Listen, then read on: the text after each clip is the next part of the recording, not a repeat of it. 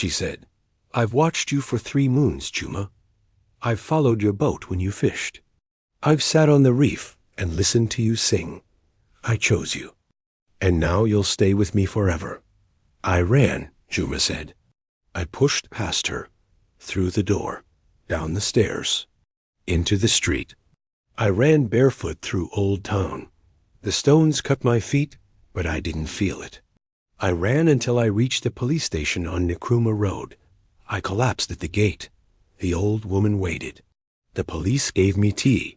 They asked what happened. I told them. They laughed. They said I'd drunk too much. They said the coastal heat makes men dream. But one officer, an old man with gray in his beard, he pulled me aside. Juma leaned forward. He said, "Son, I've lived here 60 years. I've seen things. My grandfather saw things. The Nguva are real. They come from the deep. They've been here since before the Arabs came, since before the Portuguese. They're not evil, but they're not ours. And when one chooses you, running doesn't help. You have to leave. Leave the coast entirely. Go inland where the water is fresh, and the salt can't follow. So you're going to Nairobi. I'm going to Nairobi, to my cousin in Umoja.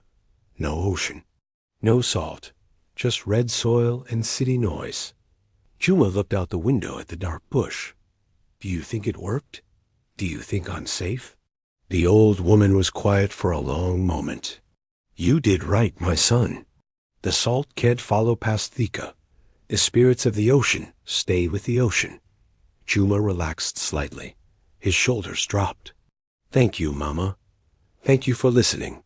The old woman smiled. She reached into her bag and pulled out a thermos. "Drink some chai. It's ginger and masala. It will calm you." Juma took the cup. The tea was warm, sweet. He drank gratefully. Outside, the sky began to lighten. Dawn over the savannah. Zebras grazed by the roadside. Juma felt sleep finally coming. His eyes grew heavy. "You should rest," the old woman said. "Nairobi is still far." "Thank you," Juma murmured. "Thank you. What's your name, Mama?" She didn't answer immediately. When she did, her voice was like water running over stones. "My name is Nguva." Juma's eyes snapped open.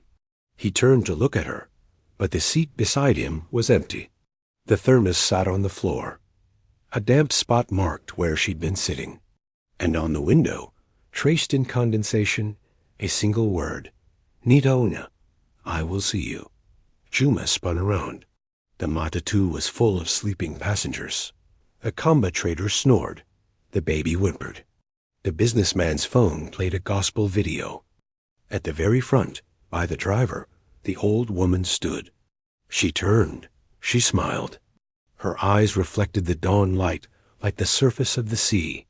Then she stepped through the door, the moving matatu's door, and vanished into the morning mist. Juma screamed. The driver slammed on brakes. Passengers woke, shouting, "What? What happened?" Juma pointed at the door, at the road, at nothing. The businessman grabbed him. "Mathi, are you crazy? We naimwenda wazimu?" The Kamba trader pulled out his phone to record. "This guy is seeing ghosts. Fame on TikTok." But Juma just stared at the empty road, and in his pocket, his phone buzzed. A text from an unknown number. "The fresh water is lovely this time of year. See you in Umoja."